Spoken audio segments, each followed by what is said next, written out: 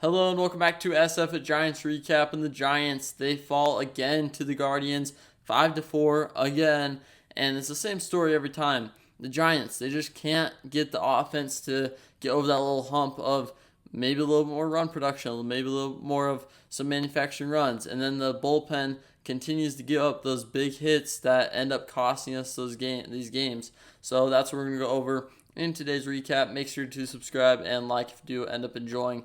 But the Giants offense today scored 4 runs, which is pretty good. Conforto, he had a home run. We saw Matt Chapman, he had a double, and he's been doing really well for us. Brett Wisely had 2 hits. Ramos had an RBI single. So we were seeing some guys show up, putting the ball in play when we actually had runners in scoring position.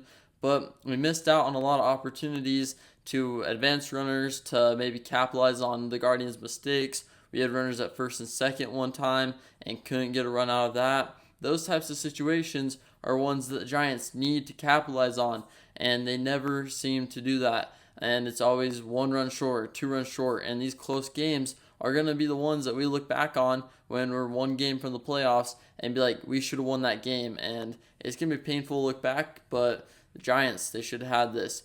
For the pitching side of today's game, Hayden Birdsong, he started the game, went 4 2/3. He pitched really well, giving up only 2 runs, and I think that he's like your perfect fifth starter. He gives you about 4 to 5 innings, depending on how efficient he is.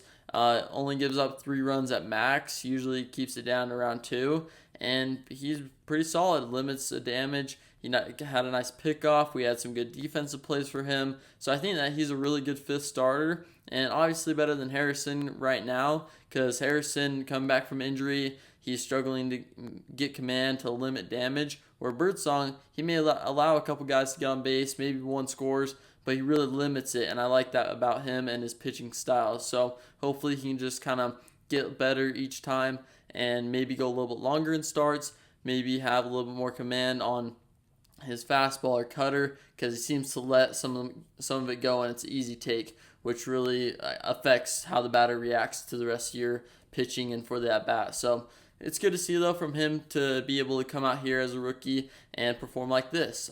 Sean Jelly, he's been doing great, and today he was doing great all the way up until he allows a 3-run homer.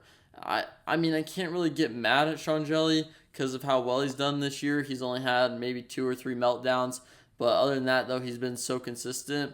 And then today, just the 3-run homer. It wasn't even like a mistake pitch. He just left a little bit up and in, too much in the zone for Bo Naylor, who took it out. So just unfortunate, though, that like one pitch really changed this game, and the rest of it was all just useless because the Giants offense couldn't really pick anything up or get any momentum going. The rest of the bullpen, though, did really well. Ryan Walker, he pitched great.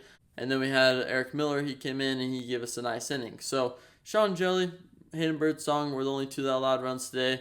And it wasn't even necessarily a bad pitching outing. Just one pitch really got away and cost us the game. So hopefully the Giants can start to capitalize on opportunities, have the pitching control, and never let an inning get out of control, and make every pitch count. Make it so it misses by 2 inches, and that batter now has in his mind that, oh, now I have to look out for that outside pitch.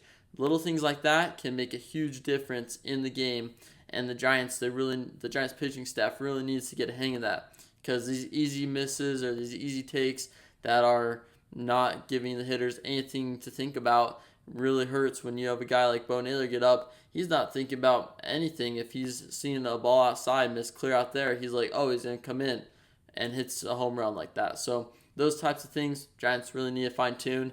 And so that will do it for today's recap. Thanks so much for watching, and I'll see you next time for a new SF Giants recap video.